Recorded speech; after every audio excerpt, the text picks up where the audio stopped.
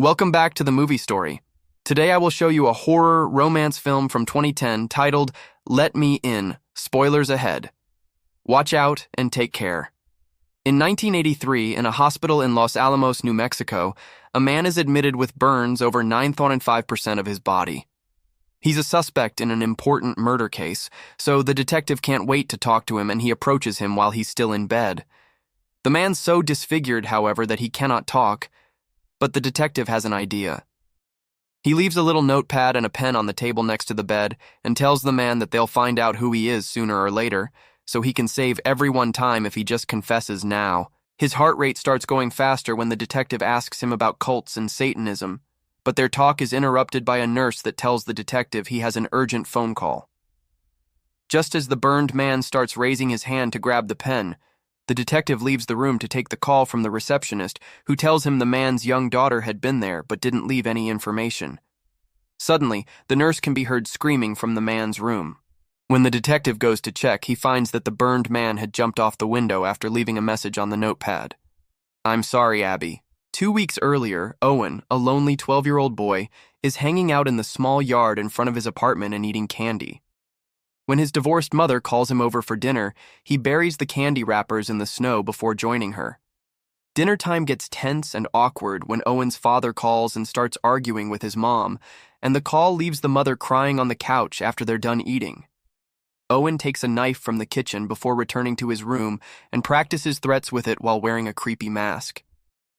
The knife is put down when he hears some noises from outside, so Owen uses his telescope to spy on his neighbors. Jack is exercising, while Larry and Virginia start arguing only to make love a moment later. Owen can't take his eyes off them until Virginia notices him. Then he hides.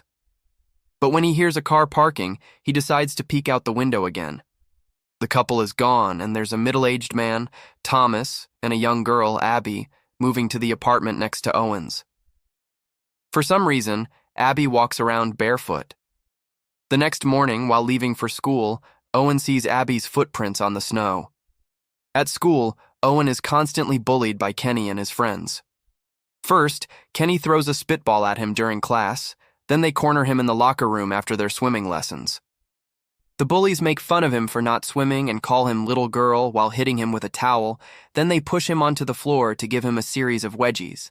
They don't let go of him until Owen wets his pants.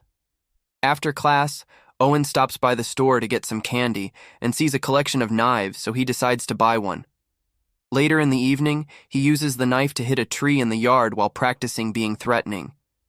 He's interrupted by the sudden apparition of Abby, who continues to be barefoot on the snow. After some chit-chat, Abby tells him that she cannot be his friend and leaves, so Owen goes back to hitting the tree. Some moments later, he sees Thomas leave the building while wearing all black and carrying a bag. Thomas goes to a store parking lot and breaks into a car to wait for the owner to come back. The guy returns with his groceries and drives off, but it isn't until he stops in front of the train tracks that Thomas acts. After putting on a mask, he kills the driver and drags him into the woods to hang him on a tree. Then he cuts the guy's neck and lets the blood pour out into a jug that he accidentally spills when he trips while picking it up. He doesn't have time to clean up because there's a truck coming, so he grabs the jug with the leftover blood and returns to the apartment building. Owen is arriving home at the same time as Thomas, and he can hear him through the walls arguing with someone with a deep voice that wonders if they should go out there and do it themselves. Thomas replies he may be getting sloppy because he's tired of doing this and he may want to get caught. The next day, the detective and some cops show up at school to ask some questions, because the guy killed last night was a recent graduate. In the evening, Owen spends time in the yard again, playing with a Rubik's Cube. Abby approaches him again and, after failing to get him to leave, she asks about the cube. Owen teaches her how to play while asking him about her bare feet. Abby explains she never gets cold. After lending her the cube for the night, Owen returns to his apartment while she stays playing outside. But the cube suddenly drops off her hands when her body starts aching. Abby goes to a nearby tunnel and calls out for help while pretending to be a wounded child.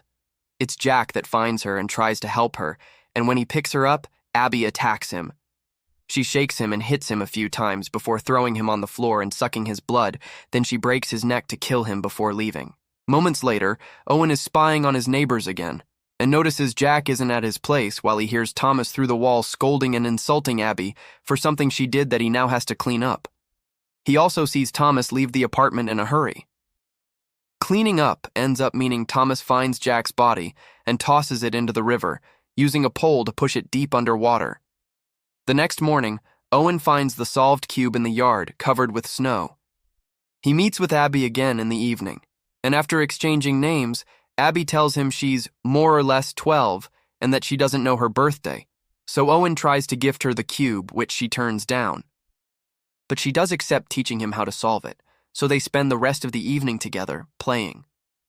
The following day, the teacher plays a movie for the class, so Owen uses this time to learn Morse code, and Kenny sees him. The three bullies corner Owen later in the bathroom, and Kenny gets angry when Owen refuses to show him what he had been writing, so he hits him with a stick and calls him a girl, giving him a scar on the cheek and reminding him not to tell anybody. When he returns home, Owen lies to his mom and says he fell down on the playground. After dinner, he meets with Abby and shows her he's reading Romeo and Juliet for school. He also gives her a sheet with the key to Morse code so they can chat through the wall. Abby gets worried when she realizes Owen can hear her through the wall, and when he asks about her parents, she says her mom is dead but doesn't answer Owen's question about why her dad was mad at her the other day. After Owen tells her his parents are divorcing, Abby asks him about his wound, and Owen tells her the truth. She doesn't like what she's hearing, so she tells him he must hit those bullies back, and if the knife isn't enough, then she'll protect him. Owen is skeptical, but Abby puts her hand on top of his and tells him she's a lot stronger than she looks. When they return to their respective rooms, they start using Morse code to communicate through the wall. The following day, Owen goes to see his gym teacher and signs up for after-school strength training. Afterward, he steals some money from his mom's purse and uses it to take Abby to the arcade, where he teaches her to play Mrs. Pac-Man. Then he takes her to the store to buy some candy, which she turns down. Seeing him get disappointed over not being able to share his favorites, Abby ends up accepting one, only to run outside to throw up right after. She apologizes to Owen, but he doesn't mind. He just hugs her. Still worried, Abby asks him if he likes her. He answers yes. Then she asks him if he'd still like her if she wasn't a girl, to which he replies he guesses he would. They walk back to their building while she mentions she's moved around a lot, and Owen says he wants to get out of his horrible town. When they start holding hands, they're interrupted by Owen's mom, calling him over for dinner. The kids return to their apartments after wishing each other good night. At his place, Abby finds Thomas getting ready to go out again because he has no choice. She tries to comfort him with a gentle touch to his face, which Thomas appreciates, but he still asks her not to see Owen again. Thomas goes out and breaks into another car, hiding behind the back seat while waiting for the right moment to strike. The driver picks up a friend who throws his bag in the back seat but doesn't notice Thomas yet. Eventually, they stop by the gas station, and the driver gets out to buy some stuff. After turning on the radio, the friend turns around to grab his bag and finally sees Thomas, who decides to go for it and attacks the guy.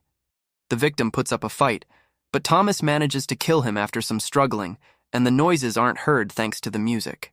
The car owner finally realizes the problem, however, when Thomas gets on the driver's seat and starts the car to get away. Seeing the road ahead becomes difficult when the angry owner throws a smoothie at the front window, so Thomas has trouble steering. The car ends up falling into a ditch and flipping over, getting its two passengers stuck under its weight. Since the car owner is coming closer and the cops will soon arrive as well, Thomas grabs a bottle of acid that he kept in his bag and pours it all over his face to render his features unrecognizable. Back in the apartments, Owen and Abby are touching hands through the wall when Abby hears the news of a murder suspect getting hospitalized for burns. She goes to the hospital and asks to see her father, but the receptionist says access is restricted by the police. As Abby leaves, the receptionist notices she isn't wearing any shoes and takes pity on her, but when she goes outside to stop her, she's gone. The receptionist decides to call the detective to tell him of Abby, taking us back to the beginning of the story. Abby has climbed the building and is now watching Thomas through the window. After she taps the glass, Thomas comes over and shows her he cannot speak when she asks to be allowed to come in. They press their foreheads together before Thomas offers his neck to Abby to feed, which she accepts. As he loses consciousness, his body slowly slips and falls to the snow-covered ground. Some moments later, Abby shows up at Owen's window. After waking him up and asking him not to turn to see her, Abby requests permission to come in, which he grants her. Abby takes off her clothes and gets in bed with Owen, who notices she's freezing and wonders how she got in, not believing her when she says she flew. Owen decides to ask her to be his girlfriend, and at first Abby turns him down, saying she's not a girl, she's nothing. But she changes her mind when Owen explains nothing will change and grabs his hand to put on her cheek as she accepts. When morning comes, Owen is alone, and he finds a note from Abby saying she must be gone and live or stay and die. Owen's gym teacher takes the class to the frozen lake for hockey and skating. Once again, Owen is cornered by his bullies, so he grabs a metal pone to defend himself. When Kenny tries to take it from him, Owen hits him on the head, damaging his ear. The teacher wants to check on them, but he's distracted by the sudden screams of a bunch of kids. They've found Jack's body in the lake. After Owen and his mom have a meeting with the principal to discuss his actions, they go home, where they are visited by the detective wanting to ask some questions. Owen is sent to his room, and when watching through the window, he sees cops investigating Jack's apartment.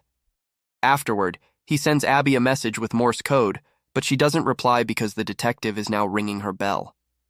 When she sees who it is through the peephole, she decides not to answer, and the officer eventually leaves. The next day, after using the school gym equipment, Owen sees Kenny being bullied by his friend and brother for his ear wound. His brother also takes his car keys and calls him a little girl.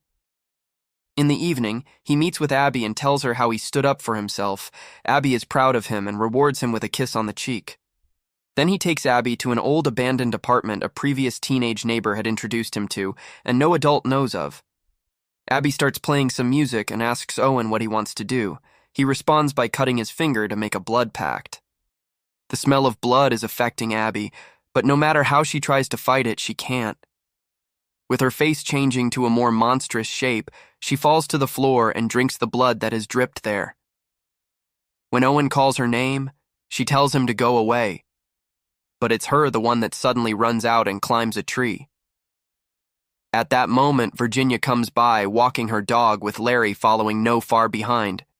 Abby jumps on Virginia when she comes closer and starts feeding on her, but Larry pushes her off, and after some struggling against him, Abby runs away. Moments later, Owen sees how an ambulance takes Virginia away, while he puts a bandage on his finger. He tries to talk to his mother, but she's deeply asleep, so he calls his dad instead and asks him if evil people exist. His dad misunderstands the question and thinks his mom is putting ideas in his head, so he tells Owen they will talk later, leaving his son upset and crying alone. Owen decides to visit Abby, asking permission to come in as she had done with him. As they begin to talk, Abby confirms Owen's suspicions. She's a vampire that needs blood to live. She's been 12 for a very long time, and Thomas wasn't her dad. Among her collection of puzzle toys, Owen finds an old photograph of her and Thomas. Abby looks the same, but Thomas is a young boy like them. This scares Owen, so he tries to leave, but Abby stops him, only allowing him to move again when he wonders aloud what she's going to do with him. On his way out, Abby reminds him she did say they couldn't be friends. At the hospital, the detective visits Larry and Virginia as part of the investigation. While he interrogates Larry, Virginia wakes up, showing her eyes have transformed into a vampire's. She notices the IV inserted in her arm and removes it to start drinking the transplanted blood from the wound as a nurse comes in and opens the curtains, allowing the sunlight to come into the room. This lights Virginia on fire, which quickly spreads around the room and to the nurse as well. Owen sees the news of the hospital fire while dining alone in his apartment because his mom is away meeting the lawyers. There's a sudden knock at his door. It's Abby, who asks him to invite him in. Owen doesn't understand why she can't just walk in, so Abby shows him why she needs verbal permission. As soon as she goes inside, she starts bleeding from all over her body. Owen quickly catches on and says she's allowed inside aloud before hugging her. While Abby takes a shower, Owen cleans the floor and throws away her dirty clothes. He also starts playing some music and tells Abby she can borrow a dress from his mom.